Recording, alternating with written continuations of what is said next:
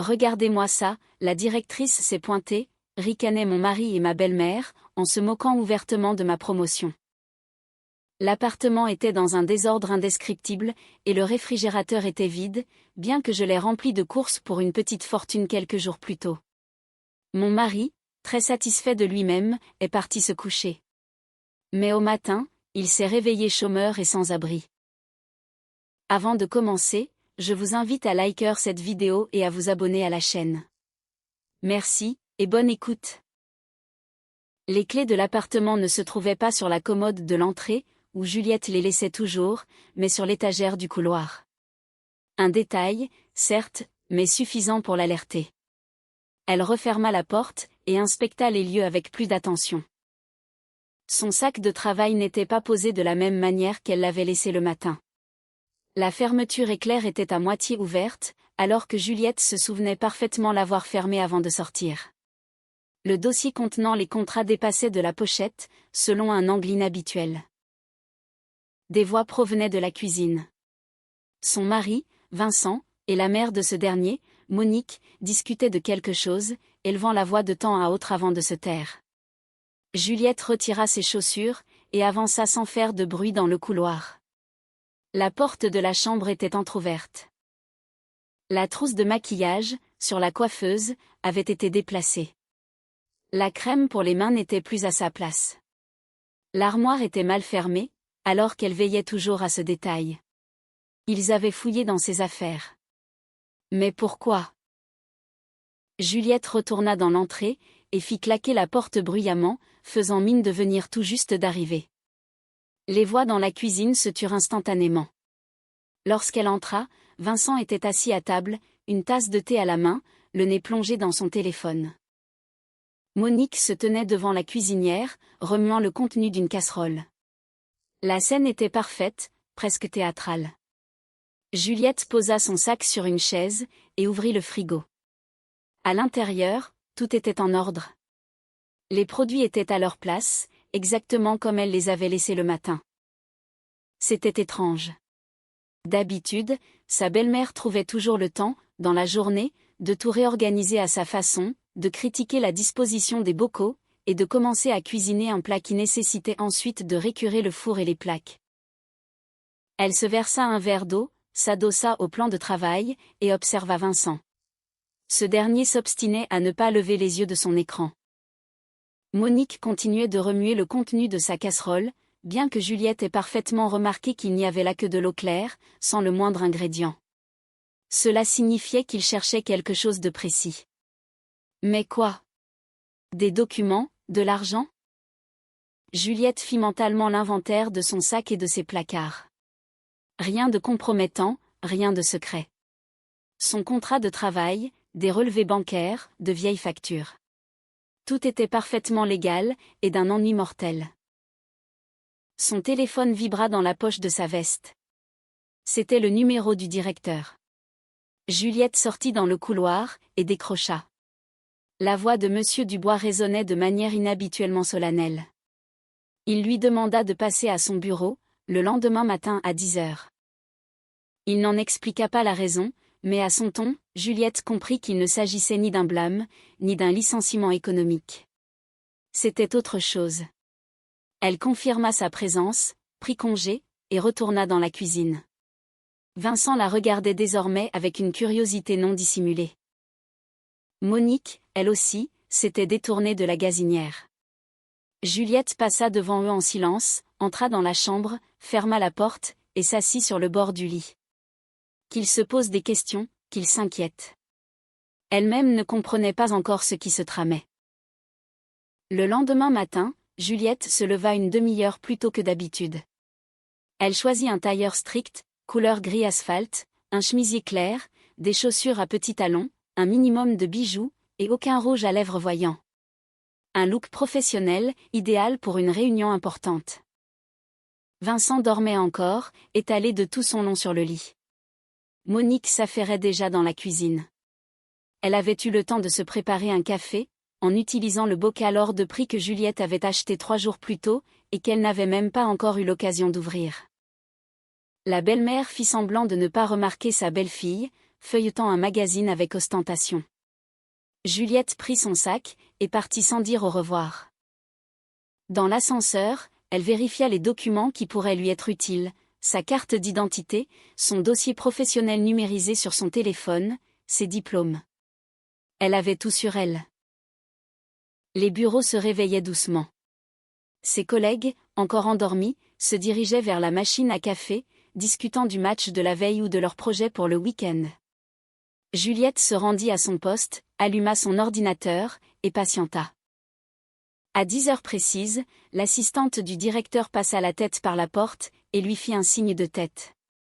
Dans le bureau spacieux de Monsieur Dubois, se trouvait déjà la directrice financière, Laurence, et le directeur juridique de l'entreprise, André.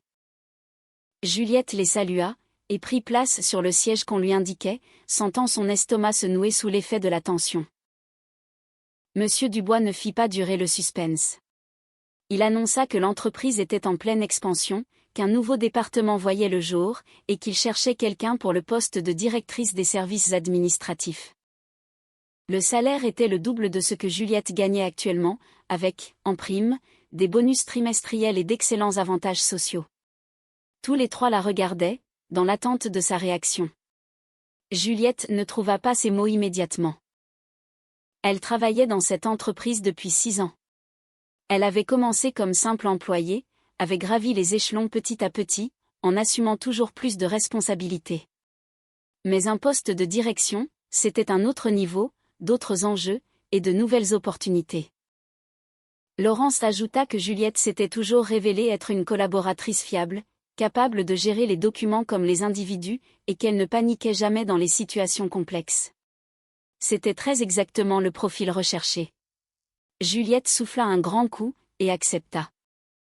Monsieur Dubois hocha la tête avec approbation. André lui tendit une chemise cartonnée, contenant son nouveau contrat de travail pour qu'elle puisse en prendre connaissance. Sa prise de fonction était prévue pour la semaine suivante, le temps de signer tous les papiers et de transférer ses dossiers en cours. En sortant du bureau, Juliette se dirigea vers les toilettes, s'enferma dans une cabine, et appuya son front contre le carrelage frais du mur. Directrice de département. Un salaire qui lui permettrait, enfin, d'arrêter de compter chaque centime avant le 15 du mois. La possibilité de prendre de vraies décisions, au lieu de se contenter d'exécuter celles des autres. C'était bien réel. Le reste de la journée passa comme dans un brouillard. Ses collègues lui posaient des questions. Elle y répondait par automatisme, tout en continuant de traiter ses dossiers. Vers la fin de l'après-midi, la nouvelle de sa promotion avait déjà fait le tour des bureaux, à en juger par les regards obliques et les murmures dans son dos. Certains la jalousaient, d'autres s'en réjouissaient, et quelques-uns n'y croyaient tout simplement pas. En quittant le travail, Juliette s'arrêta dans un grand supermarché. Elle flâna dans les rayons, déposant dans son panier tout ce qu'elle évitait habituellement de regarder à cause du prix. Du saumon fumé, de grosses crevettes tigrées, un roquefort hors de prix, du jambon cru de qualité, des fraises fraîches hors saison, une bouteille de vin espagnol dont elle avait lu la critique dans un magazine, un gâteau au chocolat de la pâtisserie haut de gamme du magasin, des pâtes italiennes, et une sauce qui coûtait le triple d'une sauce classique. À la caisse, la note fut salée. Juliette régla par carte bancaire, sans même grimacer. Auparavant, une telle dépense l'aurait forcée à se priver de déjeuner pendant une semaine. Désormais, tout allait changer. Elle porta ses sacs encombrants jusqu'à sa voiture, et, pour la première fois depuis très longtemps, elle se sentit légère. La liberté commence à l'instant où l'on cesse d'avoir peur des étiquettes de prix. Arrivée chez elle, elle poussa la porte de l'immeuble avec l'épaule, tout en retenant ses sacs. L'ascenseur, comme par hasard, était encore en panne. Juliette monta lentement jusqu'au 4e étage, s'arrêtant sur les paliers pour reprendre son souffle. Devant la porte de son appartement, elle sortit ses clés, et se figea. Des voix résonnaient à l'intérieur. Pas de simples voix, mais des rires. Le rire gras et bruyant de Vincent, mêlé au ricanement aigu de sa mère. Juliette ouvrit la porte, et entra. Dans l'entrée, traînaient des baskets inconnues, des chaussures d'homme plutôt usées. Une veste qu'elle n'avait jamais vue était accrochée au porte-manteau. Il y avait des invités. Elle se dirigea vers la cuisine, et posa ses sacs sur la table. Depuis le salon, la voix de Monique s'élevait, s'adressant à quelqu'un qu'elle ne voyait pas. Juliette commença à vider ses achats, pour ranger les produits. Elle ouvrit le réfrigérateur, et se mit à faire de la place sur les étagères. Vincent fit irruption dans la cuisine, une canette de bière à la main. Il était suivi de sa mère, et de 2 autres personnes, un homme et une femme de leur âge environ. Des collègues de chantier de Vincent, à en juger par leurs vêtements et leurs manières. Vincent s'arrêta, inspecta les sacs, et lâcha un sifflement admiratif. Monique s'empressa de fouiller pour voir ce qui avait été acheté. Elle sortit les crevettes, et examina l'emballage sous tous les angles.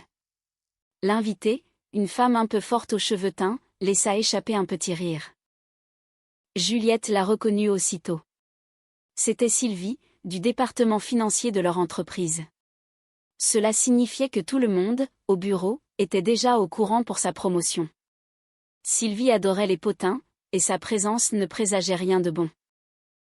Monique sortit la bouteille de vin, la fit tourner d'un air appréciateur, puis s'empara du gâteau. Vincent déballait déjà le saumon, enfournant directement les morceaux dans sa bouche. Son ami tendit la main vers les crevettes. Juliette restait plantée près de la table, observant comment ses achats de fête étaient pillés, sans qu'on lui demande la moindre autorisation, et sans l'ombre d'un merci. Sylvie racontait quelque chose à propos de la promotion. Monique renâclait avec mépris. Vincent riait aux éclats. Aucun d'eux ne songea un instant à l'inviter à se joindre à eux. Ils prirent simplement la nourriture, et l'emportèrent dans le salon, où des assiettes et des verres trônaient déjà sur la table basse. Juliette resta seule dans la cuisine. Depuis le salon, lui parvenaient des voix, des bruits de mastication, et le cliquetis de la vaisselle. Il parlait de son augmentation. Sylvie donnait des détails, embellissant la réalité, et ajoutant des faits imaginaires. Vincent commentait l'affaire. Sa mère y allait de ses propres remarques. Tous riaient à gorge déployée. Juliette s'assit sur une chaise, les yeux fixés sur ses sacs vides. Elle avait acheté tout cela pour célébrer sa réussite, pour partager sa joie avec sa famille. Au lieu de cela, son accomplissement était devenu un sujet de moquerie, et son dîner de fête s'était transformé en de vulgaires amuse-gueules pour accompagner de la bière et un match de foot. Elle sortit son téléphone, et ouvrit ses contacts. Elle chercha le numéro de Marine, une ancienne camarade de faculté qui travaillait comme avocate dans un cabinet privé. Elle lui rédigea un court message pour solliciter une consultation. Ensuite, elle ouvrit la fiche d'Hugo, un notaire de sa connaissance. Un autre message. Et un troisième pour Céline, d'une agence de recrutement. Les 3 répondirent très vite. Marine lui proposa de déjeuner avec elle le lendemain. Hugo lui écrivit qu'il pourrait la recevoir le surlendemain. Céline, quant à elle, lui demanda ce qui se passait. Juliette répondit de manière évasive, arguant qu'elle souhaitait simplement clarifier quelques points.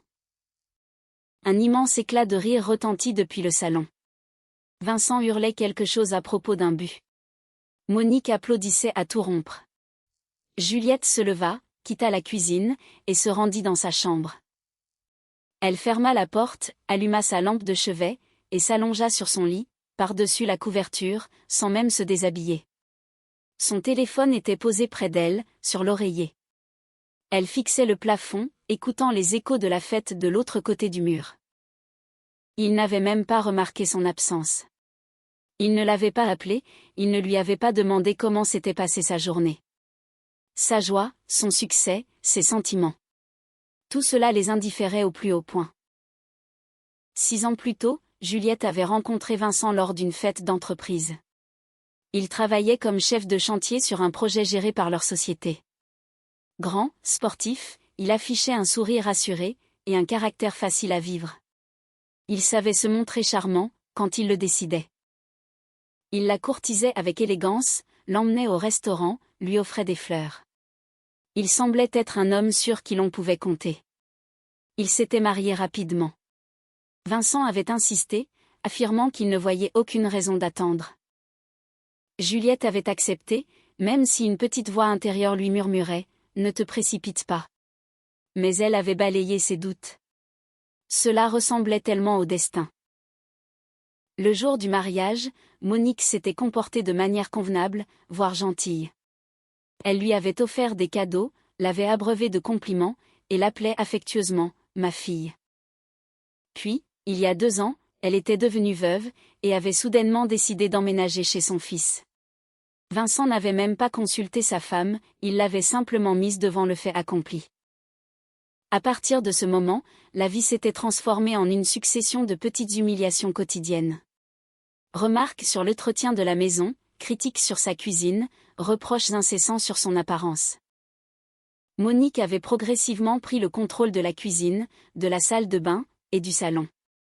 Il ne restait à Juliette que sa chambre, et encore.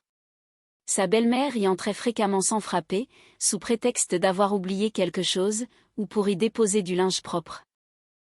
Vincent ne prenait jamais sa défense. Il disait que sa mère était âgée, qu'elle se sentait seule, et qu'il fallait faire preuve de compréhension. Mais, peu à peu, il avait lui-même adopté l'attitude de sa mère à l'égard de sa femme. Il était devenu cassant, exigeant, méprisant. Juliette avait d'abord essayé d'en discuter avec lui, puis elle avait fini par baisser les bras. À quoi bon s'expliquer avec quelqu'un qui refuse d'entendre ? Elle se leva de son lit, et s'approcha de l'armoire. Sur l'étagère du haut, elle récupéra une boîte à chaussures. À l'intérieur, se trouvaient des documents, son livret de famille, sa carte d'identité, ses diplômes, ainsi qu'un papier de couleur verte, légèrement corné sur les bords. C'était l'acte de propriété de l'appartement, établi au nom de Juliette, 8 ans plus tôt, lorsqu'elle avait hérité de ce logement à la mort de sa grand-mère. Cet appartement n'appartenait qu'à elle. Vincent y avait emménagé après le mariage en tant qu'époux, mais, sur le plan juridique, il n'avait absolument aucun droit sur les lieux. Il n'avait signé aucun contrat de mariage. À l'époque, Vincent avait esquivé la question par une pirouette, pourquoi s'encombrer de toute cette paperasse ? On s'aime, c'est l'essentiel. Juliette rangea le document dans la boîte, la remit à sa place, et s'allongea de nouveau. Les voix résonnaient toujours dans le salon. Le match était terminé. Visiblement, les invités s'apprêtaient à partir. La porte d'entrée claqua. Ensuite, on entendit les pas de Vincent et de sa mère dans le couloir. Ils passèrent devant la chambre, sans même frapper. Juliette entendit Vincent entrer dans la salle de bain, puis s'affaler lourdement sur le canapé du salon. Monique faisait du bruit avec la vaisselle dans la cuisine, laissant, très certainement, toute la saleté pour le lendemain. Juliette se leva, entrebâilla doucement la porte, et jeta un œil. La lumière du salon était éteinte. Vincent s'était installé sur le canapé, sans même chercher à rejoindre le lit conjugal. Dans la cuisine, Monique avait terminé son remue-ménage, et était retournée dans sa chambre. La porte de la pièce, que Juliette avait autrefois prévu de transformer en bureau, claqua. L'appartement plongea dans un silence total. Juliette retourna dans sa chambre, alluma sa lampe de bureau, et sortit son ordinateur portable. Elle ouvrit le dossier contenant ses documents numérisés, actes d'état civil, pièces d'identité, et tous les papiers liés à l'appartement. Tout était là, tout était en ordre. Elle créa un nouveau dossier sur le bureau de l'ordinateur, le nomma simplement avec les chiffres de la date du jour, et commença à y copier méthodiquement les fichiers. Ensuite, elle ouvrit son navigateur Internet, et se mit à faire des recherches. Les subtilités juridiques du divorce, le partage des biens. L'expulsion de l'ancien conjoint et des membres de sa famille du domicile conjugal, les délais, la procédure, les nuances. Elle lisait avec la plus grande attention, faisant des captures d'écran des paragraphes importants, et sauvegardant les liens vers les textes de loi. 1 heure passa, puis 2, puis 3. Dehors, il faisait nuit noire depuis longtemps. Depuis le salon, le ronflement de Vincent se faisait entendre.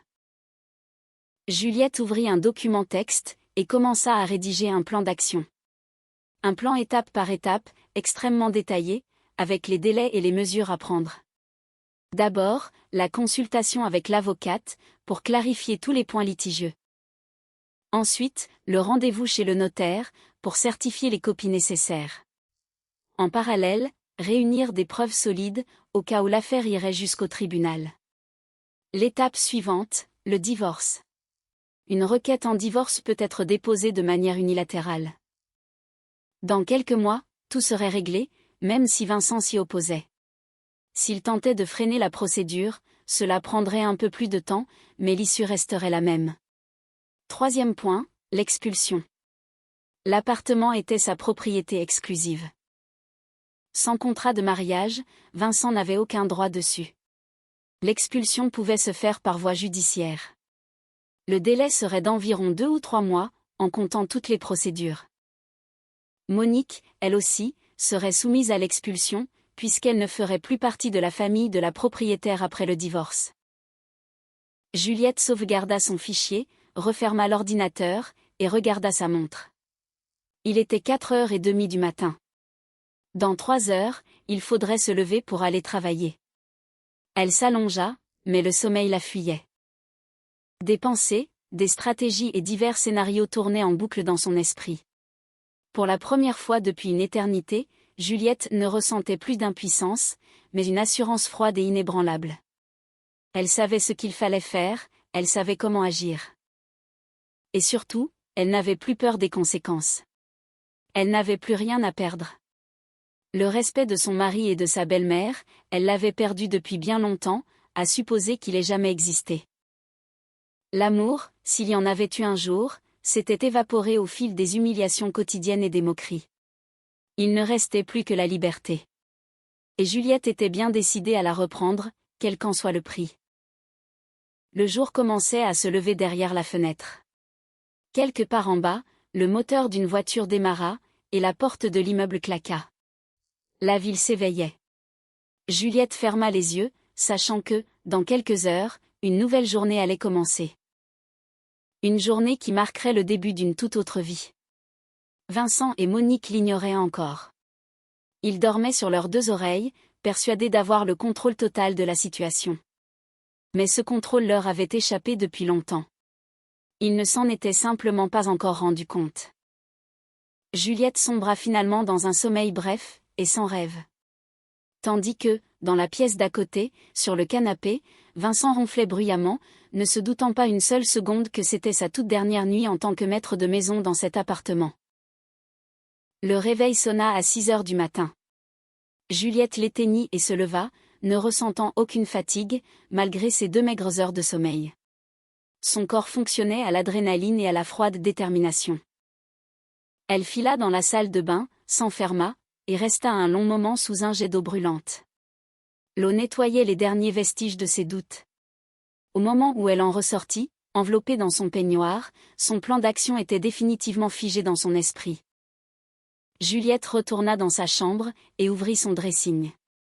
Elle en sortit un tailleur couleur gris anthracite, un chemisier blanc d'une coupe sobre, et des escarpins noirs. Un minimum de bijoux, une fine chaîne, de petites boucles d'oreilles discrètes, et une montre. Elle attacha ses cheveux en un chignon bas, et appliqua un maquillage léger qui mettait l'accent sur son regard. L'allure parfaite d'une directrice, stricte et professionnelle. Elle prit son sac, et sortit de la pièce. Le silence régnait dans l'appartement. Vincent ronflait toujours sur le canapé du salon. Monique ne s'était pas encore levée. Juliette avança jusqu'à la cuisine, et s'immobilisa sur le seuil. La table croulait sous la vaisselle sale. Des assiettes avec des restes de nourriture, des verres tachés de vin, des fourchettes, des couteaux, des serviettes en papier. Sur le sol traînaient des miettes, et une crevette écrasée. L'odeur du vin aigre se mêlait au relent de poisson qui manquait de fraîcheur. La poubelle débordait, il était impossible d'en refermer le couvercle. Juliette ouvrit le frigo. Un vide absolu. Toutes les étagères étaient immaculées, comme si on y avait passé l'aspirateur. Plus de crevettes, plus de saumon, plus de fromage. Même les fraises s'étaient volatilisées. Seul l'emballage vide du gâteau traînait sur l'étagère du bas. Elle sortit son téléphone, et photographia méthodiquement la cuisine. Un plan d'ensemble, puis des gros plans de la table, du frigo ouvert, de la poubelle. Chaque cliché était net, avec un bon éclairage. Ensuite, elle photographia les tickets de caisse du supermarché de la veille, qu'elle avait conservés dans son sac. La date, l'heure, le montant, la liste des courses. Elle s'envoya toutes ces photos par email, et les enregistra sur le cloud. Une copie de sauvegarde serait toujours utile. Juliette referma le frigo, prit son sac, et sortit de l'appartement. Pas de petit déjeuner, pas de ménage. Qu'il se débrouille tout seul. Elle arriva au bureau une demi-heure avant le début de sa journée. Les locaux étaient encore déserts, seul le vigile somnolait à l'accueil. Juliette alla directement à son bureau, alluma son ordinateur, et patienta. À 9 heures tapantes, on frappa à sa porte. L'assistante de direction l'informa que, dans 15 minutes, une réunion générale se tiendrait dans la grande salle de conférence. Ce serait la présentation officielle de la nouvelle directrice du département. Juliette prit un carnet et un stylo, et jeta un coup d'œil dans le petit miroir qu'elle gardait dans un tiroir. Tout était parfait. Un visage calme, le dos droit, un regard plein d'assurance. La salle de conférence était pleine à craquer. Les employés de tous les services s'étaient rassemblés, certains animés par la curiosité, d'autres par un certain scepticisme. Juliette prit place à côté de Monsieur Dubois. Ce dernier se leva, et tapota la table avec son stylo pour réclamer le silence. Le directeur prononça un bref discours sur le développement de l'entreprise, sur les nouveaux objectifs à atteindre, et sur la nécessité de s'appuyer sur un service administratif solide. Ensuite, il présenta Juliette comme la nouvelle directrice du département, énumérant ses mérites et les succès qu'elle avait obtenus au cours de ses 6 années passées au sein de la boîte. Des applaudissements retentirent, pas très chaleureux, mais suffisamment polis. Laurence se leva pour lui remettre un bouquet de roses. André lui serra la main, la félicitant d'un ton très officiel. Juliette les remercia, prononça quelques mots pour assurer qu'elle ferait tout son possible pour justifier leur confiance, puis elle se rassit. La réunion se poursuivit par l'examen des projets en cours. Elle écoutait avec attention, prenait des notes, mémorisant les noms, les fonctions, et les domaines d'intervention de chacun. À l'issue de la réunion, plusieurs collègues vinrent la trouver. Certains la félicitaient avec une joie sincère, d'autres de manière purement formelle. Sylvie, du service financier, la regarda de travers, et fila sans prononcer un mot. Juliette ne s'en offusqua pas. Elle savait pertinemment que les jaloux ne manquaient pas. Vers 11 heures, elle regagna son poste. Son nouveau bureau était bien plus vaste que le précédent. Un grand bureau, un fauteuil confortable, des armoires pour les dossiers, un ordinateur doté de 2 écrans. Sur la table l'attendait déjà une pile de dossiers étiquetés, courrier entrant. Juliette s'assit, alluma son ordinateur, et se connecta à la base de données internes de l'entreprise. Désormais, elle avait accès à l'ensemble des documents des ressources humaines, les dossiers du personnel, les contrats de travail, les sanctions disciplinaires, les primes, les congés. Elle tapa dans la barre de recherche le nom de son mari, Vincent Martin. Le système afficha immédiatement son dossier personnel. Juliette l'ouvrit, et commença sa lecture. Chef de chantier sur le secteur 3. Ancienneté dans l'entreprise, 7 ans. Niveau d'études, diplôme technique. Salaire légèrement supérieur à la moyenne pour ce type de poste. 3 promotions depuis son embauche. À première vue, tout semblait correct. Mais la suite devint beaucoup plus intéressante. La section réservée aux sanctions disciplinaires s'étalait sur 4 pages entières. Juliette fit défiler le document, lisant attentivement les rapports. Retard sur le chantier, avertissement. Nouveau retard, blâme. Conflit avec un chef d'équipe, blâme. Non-respect des délais de livraison du chantier, blâme sévère. Violation des règles de sécurité, blâme sévère avec inscription au dossier.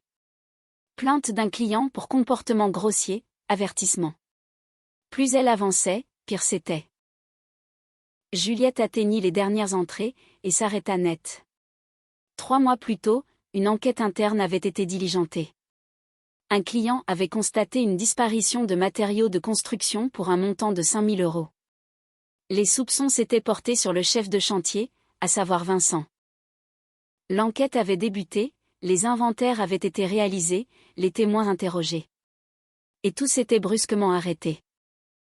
Sur le dossier, on pouvait lire une résolution signée de la main de M. Dubois, enquête suspendue en raison de la situation familiale de l'employé. Mettre la marchandise manquante sur le compte des pertes d'exploitation.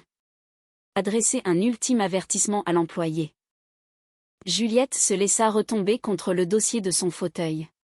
La situation familiale. C'était elle, la fameuse situation. La direction savait pertinemment que Vincent était le mari d'une employée modèle de l'entreprise, et on lui avait accordé une faveur de taille. Ils avaient fermé les yeux, pour ne pas détériorer les relations au sein de l'équipe. En clair, Vincent aurait dû être licencié 3 mois plus tôt, mais le fait d'être marié à Juliette l'avait sauvé in extremis. Ironie du sort. Elle poursuivit l'examen des documents. Dans le dossier se trouvait également un échange de mails entre M. Dubois et le directeur des travaux. Ce dernier se plaignait amèrement de Vincent, infraction systématique, conflit avec les autres ouvriers, négligence flagrante. Il demandait l'autorisation de le licencier. Le directeur général avait refusé, invoquant des raisons d'ordre privé. Juliette ferma le fichier, et resta pensive. Vincent frôlait le licenciement depuis plus d'1 an. S'il conservait son poste, ce n'était que grâce à elle. Et elle l'avait toujours ignoré. Lui n'avait jamais rien dit, feignant d'être un professionnel irréprochable, l'employé indispensable, la star de l'entreprise. On frappa à la porte. Juliette releva la tête. Sur le pas de la porte se tenait une femme d'une 50aine d'années, vêtue d'un tailleur strict, les cheveux grisonnants relevés en un chignon serré. C'était Valérie Lefebvre, celle qui l'avait précédée à ce poste. Juliette l'invita à entrer. Valérie s'assit sur la chaise en face d'elle, et posa un épais dossier sur la table. Elle commença à lui expliquer méthodiquement la structure du département, la répartition des tâches, et les spécificités des échanges avec les autres services. Juliette l'écoutait avec la plus grande attention, et lui posait des questions pour préciser certains points. Valérie s'exprimait calmement, avec beaucoup de professionnalisme. Soudain, elle s'interrompit, regarda Juliette droit dans les yeux, et baissa la voix. Elle lui confia que, dans l'entreprise, certains employés étaient maintenus en poste non pas pour leurs compétences professionnelles, mais pour d'autres raisons, des liens de parenté, des relations personnelles avec la direction, ou d'anciens services rendus. Ces individus-là avaient tendance à se relâcher, cessaient de fournir un travail de qualité, et créaient des problèmes à tout le monde. Juliette acquiesça, comprenant parfaitement où Valérie voulait en venir. Elle n'avait cité aucun nom, mais l'allusion était limpide. La femme ajouta ensuite que, désormais, Juliette était la directrice. Sa mission première était de défendre les intérêts de l'entreprise. Les sympathies personnelles et les liens familiaux ne devaient, en aucun cas, influencer ses décisions. Si un employé n'était pas à la hauteur, il fallait s'en séparer. S'il violait les règles disciplinaires, il fallait le sanctionner, sous peine de voir tout le système s'effondrer. Juliette la remercia chaleureusement pour sa franchise. Valérie se leva, lui souhaita bonne chance, et quitta la pièce. Restée seule, Juliette rouvrit le dossier de Vincent. Elle relut, une fois de plus, l'intégralité des rapports. Elle étudia les dates, les montants, les circonstances de chaque incident. Le tableau global était particulièrement peu reluisant. Son mari était l'employé à problème, celui qu'on tolérait uniquement par respect pour elle. Elle ferma le dossier, et regarda par la fenêtre. Dehors, les nuages glissaient dans le ciel. En bas, on voyait s'étendre les toits des immeubles, et les voitures circuler. Une journée ordinaire, dans une ville ordinaire, mais dans sa vie à elle, une révolution silencieuse était en marche. Juliette prit son téléphone, et envoya un message à Marine, son amie avocate. Celle-ci répondit rapidement, confirmant leur déjeuner pour le lendemain. Ensuite, elle envoya un message au notaire, Hugo, qui valida leur rendez-vous pour le surlendemain. Tout se déroulait exactement comme prévu. Il ne restait plus qu'à attendre la fin de la journée. Les heures de travail s'étirèrent en longueur. Juliette triait les documents entrants, se familiarisait avec les dossiers en cours, discutait avec les membres de son service. Le soir venu, son crâne bourdonnait sous le flot d'informations, mais elle tenait bon. Hors de question de montrer la moindre faiblesse, dès son premier jour. À 19h, elle rassembla ses affaires, et prit le chemin du retour. En cours de route, elle s'arrêta dans un autre supermarché, et n'acheta que le strict nécessaire, du pain, du lait, des œufs, et des légumes. Aucune denrée de luxe, juste de quoi tenir 1 ou 2 jours, pour elle seule. En montant les escaliers, Juliette perçut des voix s'échappant de son appartement, fortes et joviales. Quelqu'un s'était encore invité. Elle ouvrit la porte, et remarqua, dans l'entrée, les mêmes chaussures inconnues, les mêmes baskets que la veille.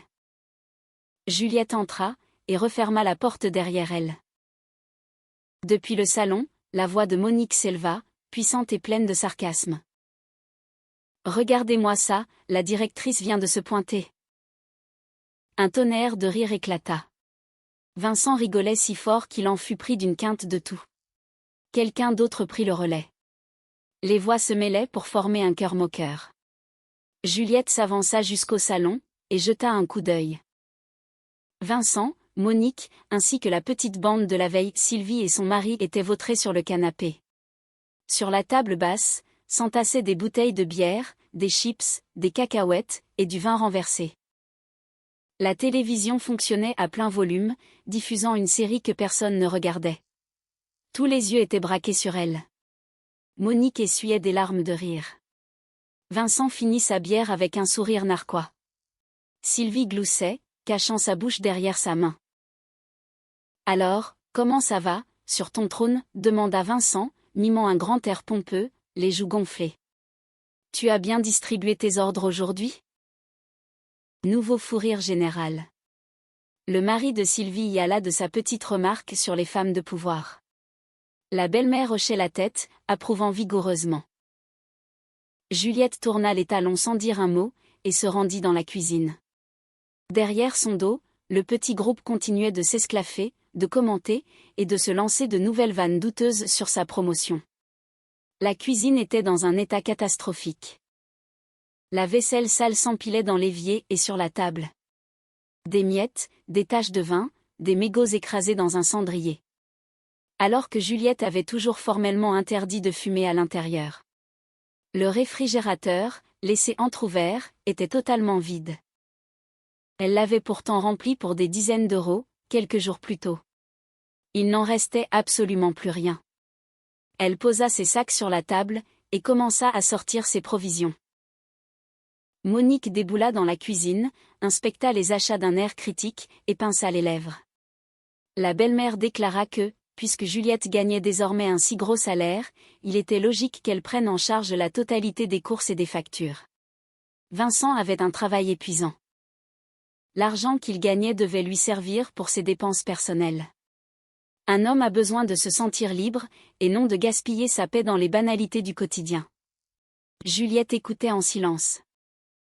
Monique s'emballait, énumérant tout ce que Juliette était désormais censée payer, le loyer, l'électricité, le gaz, l'eau, Internet, le téléphone.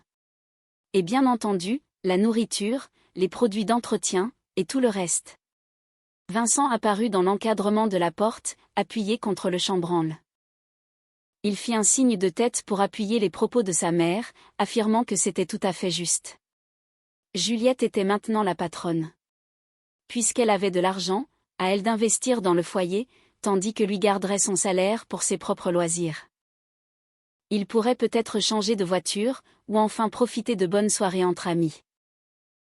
Juliette les regarda tous les deux avec le plus grand calme, sans trahir la moindre émotion. Puis, elle hocha la tête. Elle déclara qu'elle était parfaitement d'accord, et qu'elle paierait tout elle-même. Aucun problème.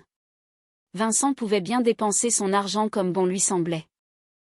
Monique et Vincent échangèrent un regard surpris, ne s'attendant manifestement pas à une victoire aussi facile. La belle-mère afficha un sourire triomphant. Vincent donna une tape sur l'épaule de Juliette, la qualifia de femme intelligente, et retourna dans le salon. Juliette continua de ranger ses courses.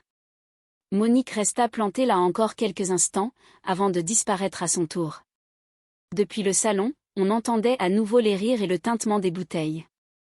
Ils célébraient leur nouvelle petite victoire.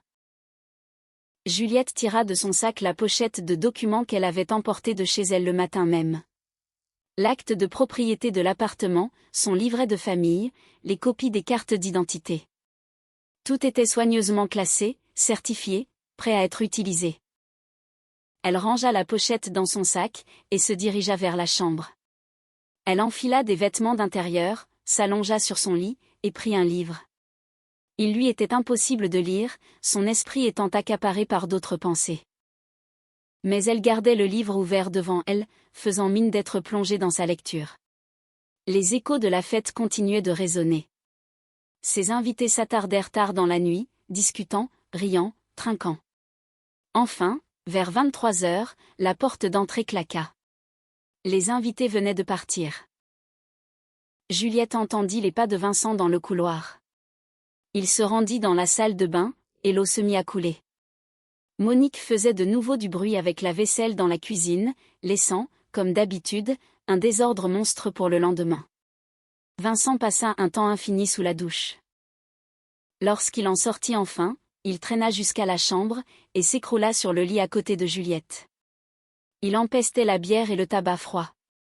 Il marmonna quelques mots indistincts sur sa fatigue, et ferma les yeux. Juliette attendit que sa respiration devienne lente et régulière. Elle se leva, enfila son peignoir, et sortit de la pièce. Dans la cuisine, Monique terminait les restes de chips, tout en feuilletant un magazine. En apercevant sa belle-fille, elle fit la moue. Juliette s'approcha de la table, s'assit face à sa belle-mère, la regarda droit dans les yeux, et déclara d'une voix posée que, le lendemain matin à 10 heures précises, Monique devait avoir libéré la chambre. Des déménageurs viendraient l'aider à emporter ses affaires. La belle-mère leva le nez de son magazine, dévisagea Juliette, puis éclata d'un rire bruyant, presque forcé. Elle lui demanda si elle avait complètement perdu l'esprit.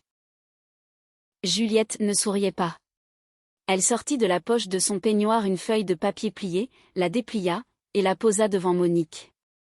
L'acte de propriété de l'appartement, rédigé 8 ans plus tôt, au nom de Juliette.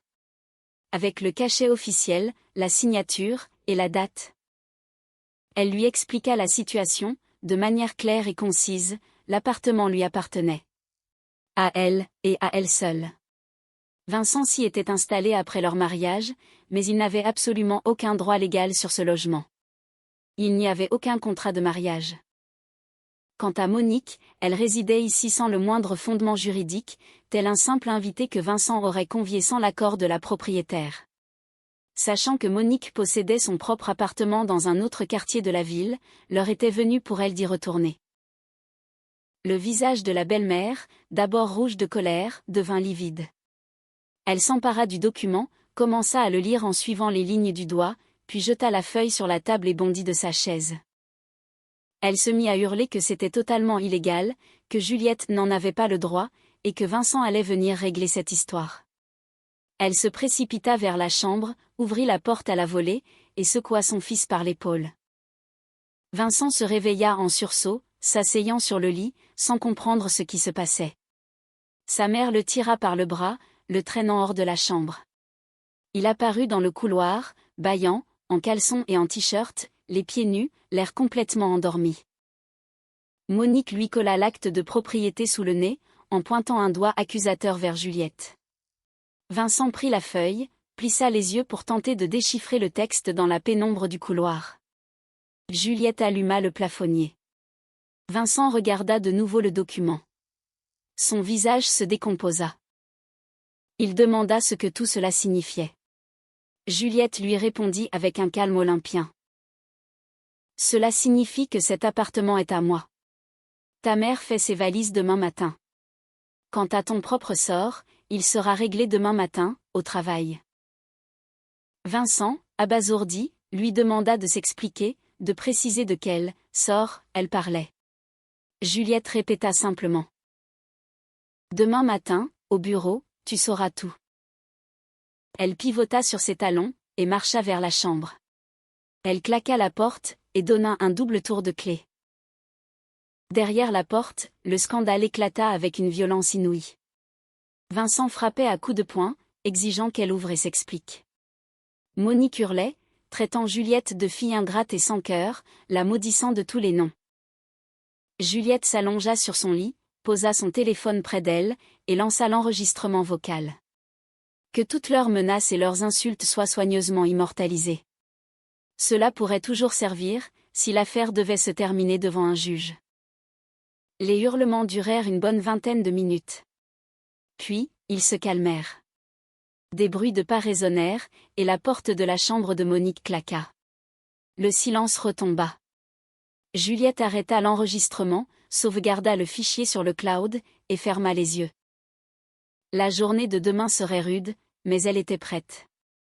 Plus que prête, même. Le sommeil la gagna contre toute attente, un sommeil profond et réparateur. Son corps se reposait avant le jour décisif. Dans la pièce voisine, en revanche, Monique ne fermait pas l'œil.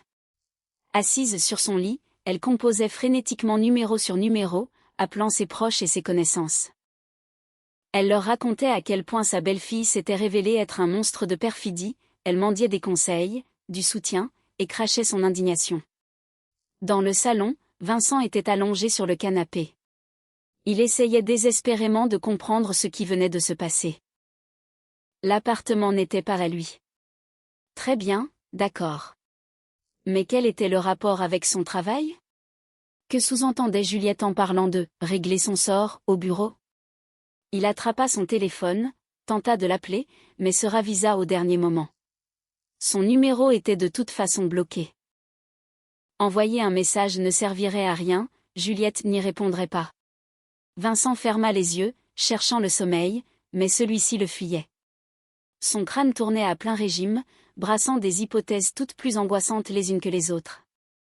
Quelque chose n'allait pas. Quelque chose n'allait pas du tout. Et demain matin, il allait découvrir à quel point la situation était grave. Le réveil sonna à 6h30. Juliette l'éteignit et se leva. Dehors, l'aube pointait à peine. L'appartement était plongé dans le silence le plus total. Seule Monique ronflait lourdement au fond du couloir. Juliette se dirigea vers la salle de bain, s'aspergea le visage d'eau glacée, et se prépara avec soin. Un tailleur sobre, un maquillage discret, les cheveux tirés en arrière. L'allure d'une femme d'affaires. Aujourd'hui n'était pas un jour comme les autres. Elle retourna dans sa chambre, prit son téléphone, et composa un numéro préenregistré. On décrocha rapidement. Juliette confirma la réservation pour 10h, rappela l'adresse, et précisa le nombre de personnes requises. 3 déménageurs, un camion, 2 heures de prestation. Le tout avait été réglé à l'avance. Après avoir raccroché, elle prépara son sac, ses documents, son ordinateur, ses dossiers. Tout était parfaitement normal. Seule une froide détermination bouillonnait en elle. Dans le couloir, Vincent apparut, les cheveux en bataille, vêtu d'un simple t-shirt et d'un pantalon de jogging. Les yeux injectés de sang, le visage froissé par une nuit blanche. Il lui barra le passage, les bras croisés sur la poitrine. Il exigea des explications. Que s'était-il passé la veille? C'était quoi ce délire avec l'appartement? Et ses insinuations concernant son travail? Juliette le contourna calmement, se dirigeant vers la porte d'entrée. Nous en parlerons au bureau. J'ai une réunion à 9h. Vincent l'agrippa par l'épaule, et la fit pivoter vers lui. Juliette se dégagea sans un geste brusque, et le regarda droit dans les yeux. Un regard glacial, dénué de la moindre émotion. Enlève tes mains. Tout de suite. Le ton de sa voix était tel que Vincent recula d'un pas. Juliette sortit de l'appartement, ferma la porte à clé, et descendit l'escalier. Elle monta dans sa voiture, et mit le contact. Dans le rétroviseur central, elle aperçut la fenêtre de leur appartement. Vincent se tenait là, observant la rue. Qu'il regarde, peu lui importait. Juliette arriva au bureau 30 minutes avant l'heure. Les locaux étaient encore déserts. Elle entra dans son bureau, alluma son ordinateur, et étala ses documents sur le bureau. Le dossier du personnel de Vincent Martin. Les copies imprimées de ses sanctions disciplinaires. Les copies des plaintes déposées par les clients. Les conclusions de l'enquête interne. À 8h45 très précise, elle appela l'assistante de Monsieur Dubois, pour lui demander d'organiser une réunion en urgence avec le directeur et André. Un sujet capital, concernant la gestion du personnel. À 9h, elle entra dans le bureau du directeur. Monsieur Dubois et André l'y attendaient déjà. Juliette s'installa, ouvrit son classeur, disposa les documents sur la table, et commença son exposé. Calmement, et avec un grand professionnalisme. L'employé du secteur de la construction, V. Martin, cumulait un nombre critique de sanctions disciplinaires, retard systématique, conflits ouverts avec ses collègues et les clients, non-respect des délais de livraison, et infractions graves aux normes de sécurité. 3 mois plus tôt, une enquête interne le visant pour le vol de matériel avait été mystérieusement interrompue. Le motif officiel de cette suspension mentionnait la situation familiale de l'employé. Or, cette situation familiale venait de changer. Juliette leva les yeux vers le directeur. Monsieur Dubois écoutait, sans l'interrompre. André parcourait les documents, en prenant quelques notes. Elle reprit la parole.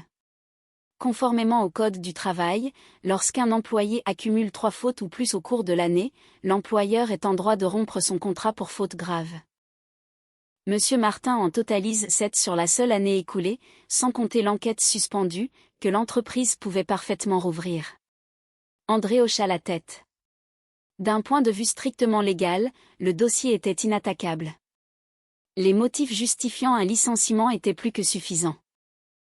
Monsieur Dubois se renfonça dans son fauteuil de cuir, et fixa Juliette avec une grande attention. « Tu as bien conscience que nous parlons de ton propre mari ? » Parfaitement. Mais je suis désormais à la tête de ce département. Ma mission est de défendre les intérêts de cette entreprise. C'est vous-même qui m'avez confié ce poste, parce que vous croyez en mon professionnalisme. Je ne peux pas faire d'exception sous prétexte qu'il s'agit d'un membre de ma famille. Le directeur garda le silence un instant, puis hocha la tête, convaincu. André rédigeait déjà la notification de licenciement, renvoi de Monsieur V. Martin pour faute grave, conformément au Code du travail, pour manquement répété et injustifié à ses obligations professionnelles. Le document sortit de l'imprimante. Monsieur Dubois apposa sa signature. Juliette parapha le papier en sa qualité de directrice des services administratifs. André scella le document du cachet de l'entreprise. Tout était réglé, les formalités étaient remplies. Vincent Martin était officiellement licencié, avec effet immédiat. Juliette retourna à son bureau, et appela le service de sécurité. Elle leur demanda de désactiver immédiatement le badge d'accès de l'employé, précisant son nom et ses fonctions. Le vigile confirma que la demande était traitée. Il ne restait plus qu'à attendre la suite des événements. Vincent arriva au travail vers 10h. Il se gara à sa place habituelle, sortit de sa voiture, se dirigea vers les portiques de sécurité, et passa son badge sur le lecteur. Une lumière rouge s'alluma, accès refusé. Il essaya une seconde fois. Toujours rouge. Vincent se tourna vers l'agent de sécurité. Ce dernier s'approcha, et vérifia l'écran de son ordinateur. Votre badge est désactivé. L'accès au site vous est formellement interdit. Vincent ne comprit pas, et demanda pourquoi. Le vigile haussa les épaules.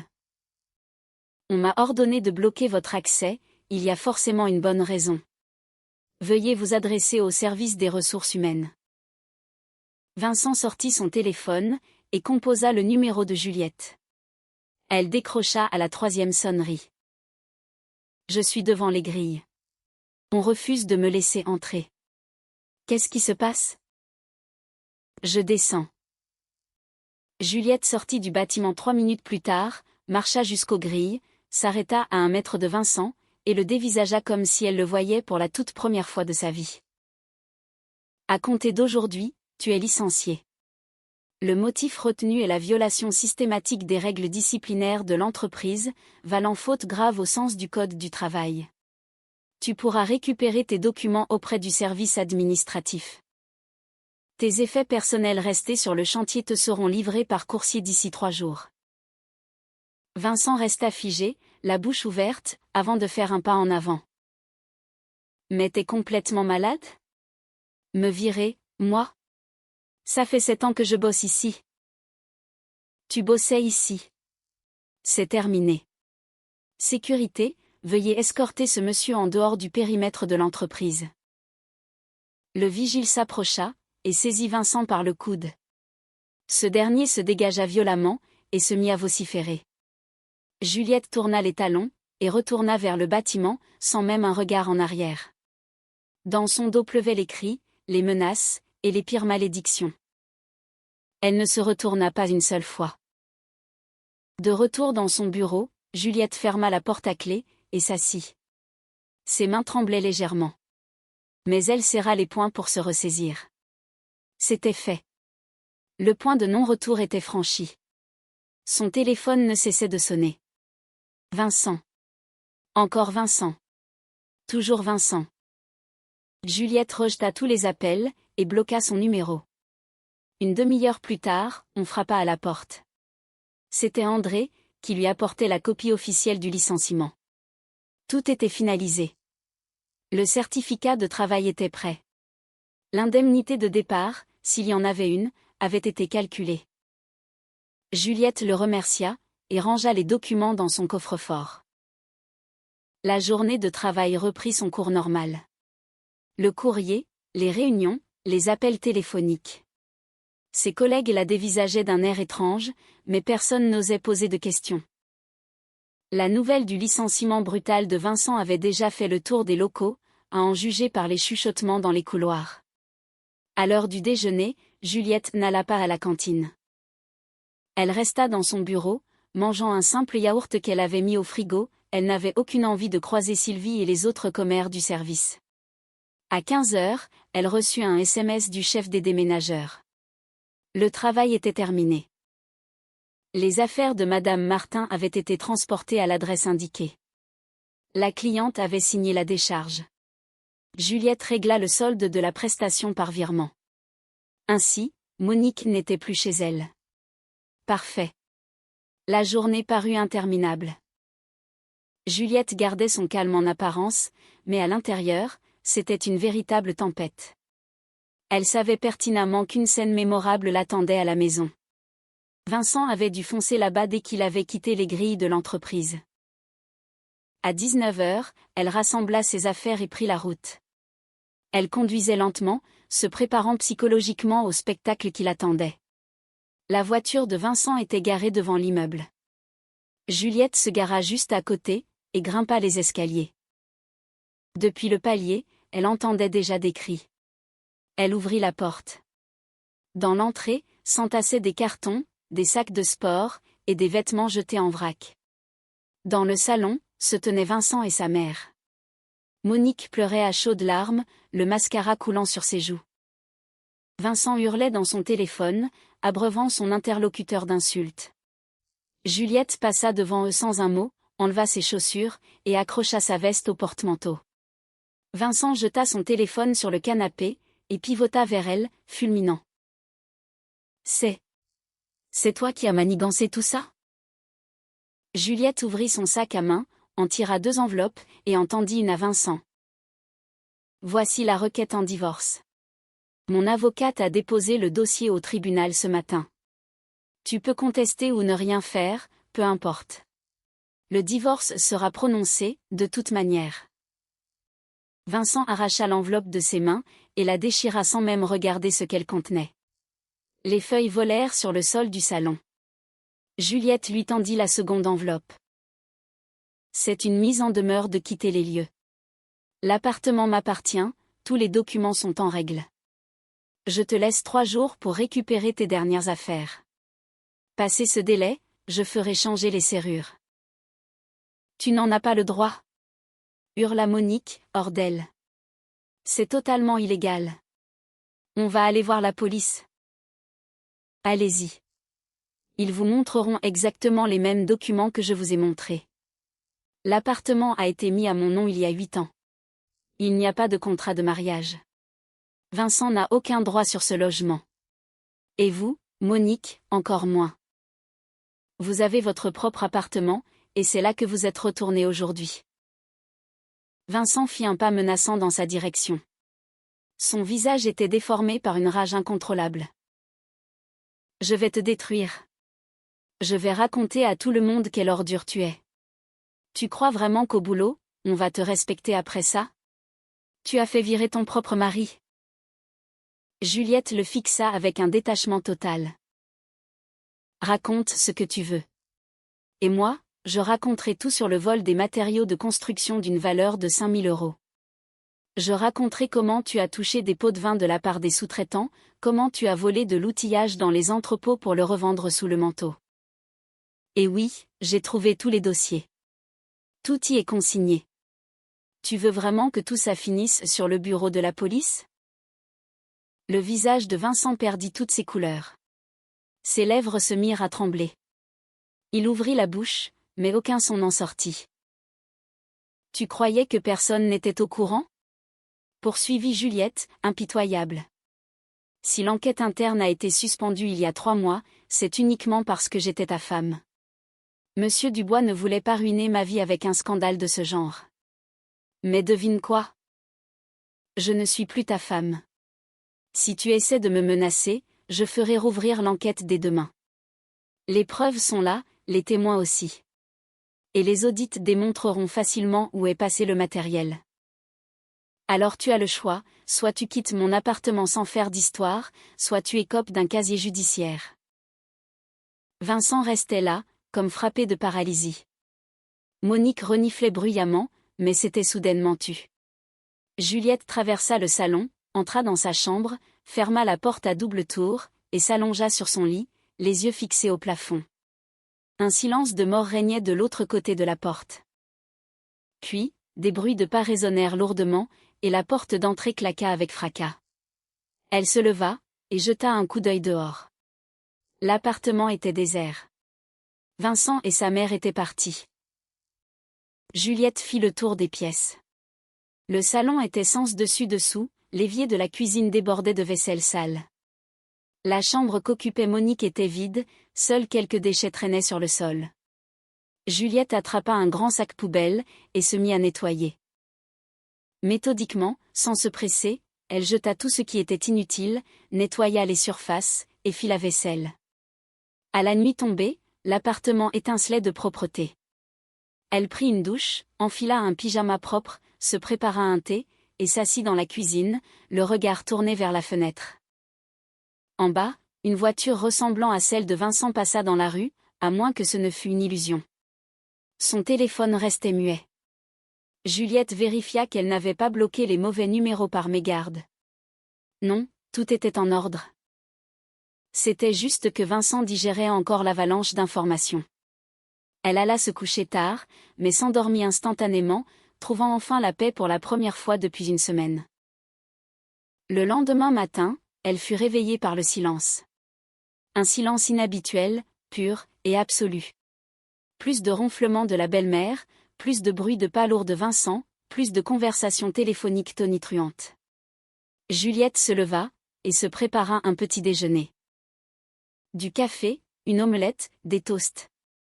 Elle s'attabla, mangeant lentement, tout en lisant les actualités sur sa tablette. Après avoir déjeuné, elle s'habilla, et prit la route du bureau. La journée se déroula de façon tout à fait classique.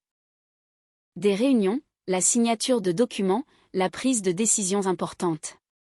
Ses collègues la félicitaient pour ses premiers pas réussis dans ses nouvelles fonctions. Personne ne fit la moindre allusion à Vincent.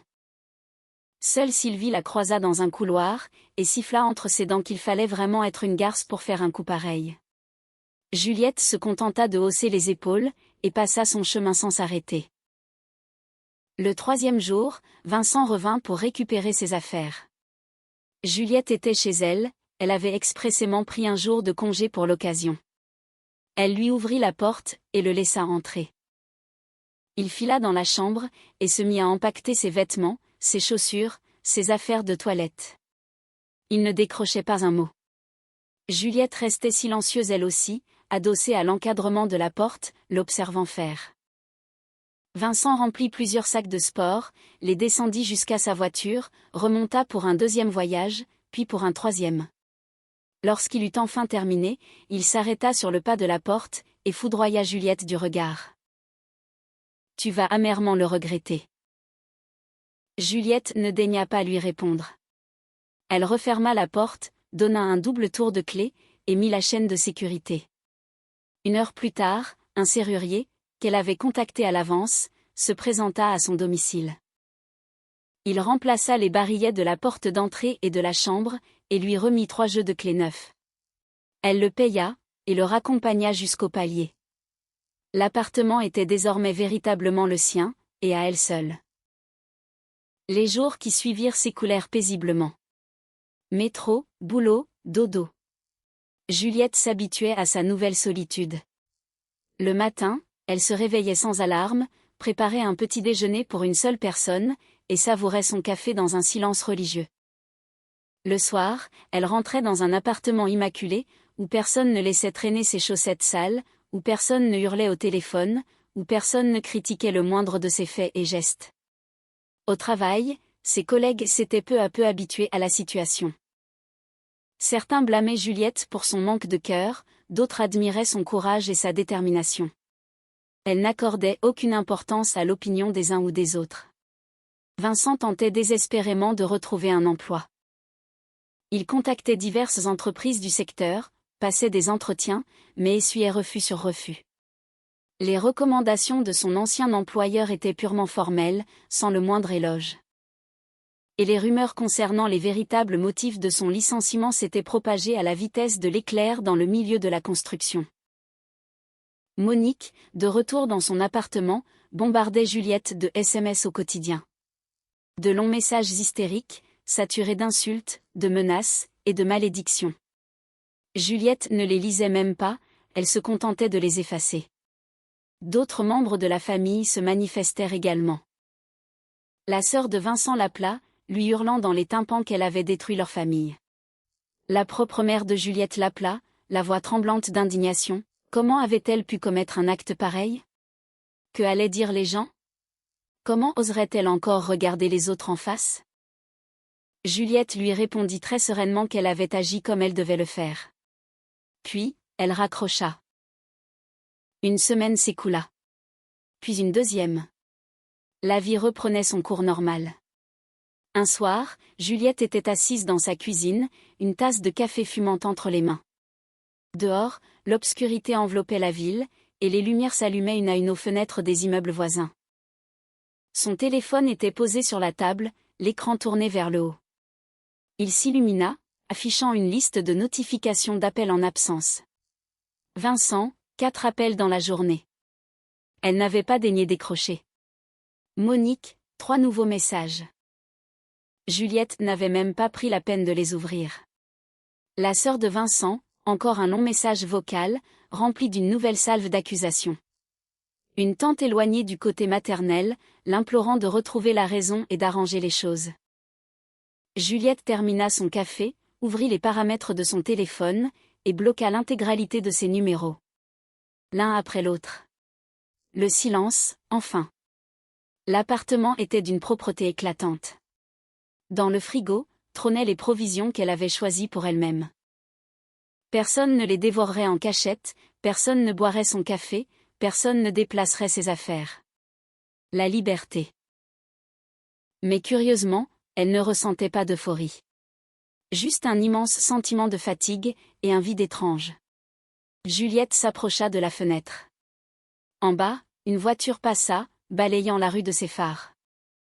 La ville vivait au rythme de ses habitants, totalement indifférente au drame intime qui s'était joué ici. Elle savait que le chemin était encore long. Il y aurait le divorce, une procédure formelle et fastidieuse. Le tribunal, la séparation des biens, même s'il n'y avait pas grand-chose à partager. Les commérages au bureau, qui ne s'estomperaient pas avant des mois. Les jugements de ses connaissances, de sa famille, voire de parfaits inconnus. Beaucoup la considéreraient comme une femme impitoyable et cruelle, celle qui avait fait renvoyer son propre mari avant de le jeter à la rue. D'un point de vue professionnel, ce n'était pas non plus l'idéal. Une directrice qui licencie un membre de sa famille, cela suscitait forcément des interrogations. Le grand patron la regardait différemment désormais, avec un profond respect, certes, mais aussi avec une certaine méfiance. Tout cela en valait-il vraiment la peine? Juliette retourna s'asseoir, et ouvrit son ordinateur. Une page d'offres d'emploi apparut à l'écran. Elle fit défiler les annonces, directrice administrative dans une ville voisine, responsable des ressources humaines dans la métropole régionale, chef de projet dans la capitale. Était-il temps de repartir de zéro? De déménager là où personne ne connaîtrait son passé, où elle pourrait simplement travailler et vivre, sans jamais regarder en arrière?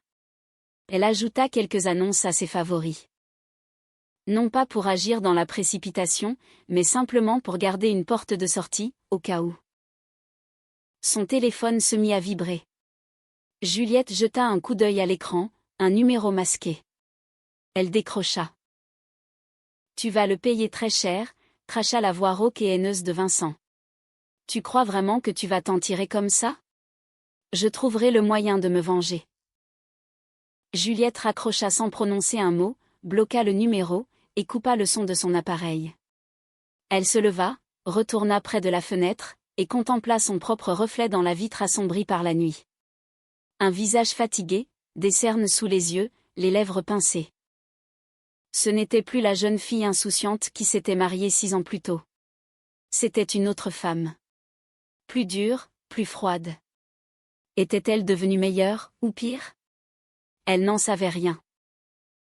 Juliette éteignit la lumière de la cuisine, gagna sa chambre, et s'allongea dans son lit. Les yeux fixés au plafond, elle écoutait le silence de la nuit. La liberté a toujours un prix.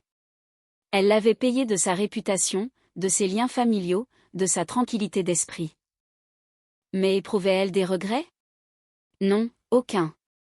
Parce que, pour la première fois depuis des années, elle pouvait respirer à plein poumon. Elle pouvait prendre ses propres décisions. Elle pouvait vivre comme elle l'entendait, et non selon les caprices de Vincent et de sa mère. Oui, le jeu en valait la chandelle. Juliette ferma les yeux, et sombra dans le sommeil au petit matin.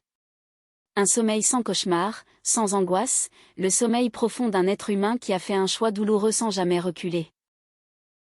Demain serait un jour nouveau, avec son lot de problèmes, de missions et de défis. Mais ce serait son jour à elle.